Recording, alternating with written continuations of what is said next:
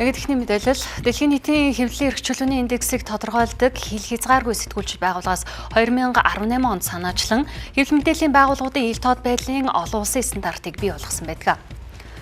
Хэвлэл мэдээллийн салбарын ISO стандарт гэж хэлж болох JTI батламжийг хангах нь тухайн байгууллага ил тод хараат бус мэрэгжлийн байдлыг илтгэх олон улсын шалгуур болдог юм. Тэгвэл энэхүү батламжийг өргөн нэвтрүүлгийн телевизүүд дотроос NTV телевиз анх удаа аваад байна. Бүгдийг нь бус чухлыг нь ураатай NTV телевизийн хамт олон 20 жилийн ой босгон дээрээ хэвлэл мэдээллийн салбарынхны олон улсын чанарын стандарт болсон GTI батламжийг гардан аваад байна.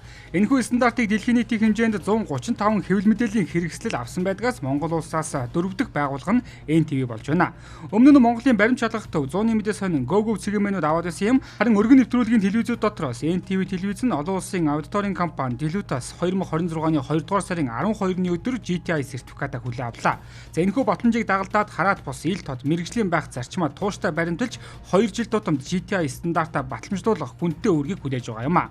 За энэ бол мэдээллийн манипуляц эрчимжиж байгаа өнөө үед NTV телевиз баталгаатай мэдээллийг түгээх олон нийтийн итгэлийг даахныг чухал үнэлэмжинд болж байна. За GTI сертификатын тухай танилцуулбал жил бүр олон улсын хэвлэлийн эрх чөлөөний индексийг тодорхойлж байгаа хэл хязгааргүй сэтгүүлчид байгууллагаас Европын стандартчлалын хорооны ивэл дор GTI стандартыг 2019 онд нэвтрүүлсэн байдаг. Энэхүү стандартыг авахын тулд нийт 3 үе шаттай хяналтыг давах ёстой юм. Эхний шатанд олон улсын байгууллагаас тогтоосон 130 асуулт бүхэн үнэлгээг хийлгэж, 2 дугаар шатанд үнэлгээгээ ил тод байршуулан олон нийтэд танилцуулах. За 3 дахь шатанд хөндлөнгийн олон улсын аудитын компаниар үнэлгээ хийлгэж, шаардлага хангасан тохиолдолд GTI батламжийг олгодог байна.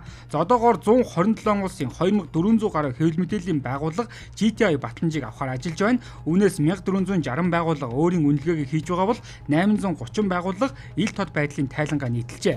Харин 135 байгууллага аудитын дараа GTI гэрчлэгээ аваад байна. За NTV телевиз нь GTI сертификатыг авч байгаа нь сэтгүүл зүйн мэрэгжлийн зарчмуудыг хангаж цаашлаж найдвартай, ёс зүйтэй их сурвалж байхын нэг баталгаа болж байна.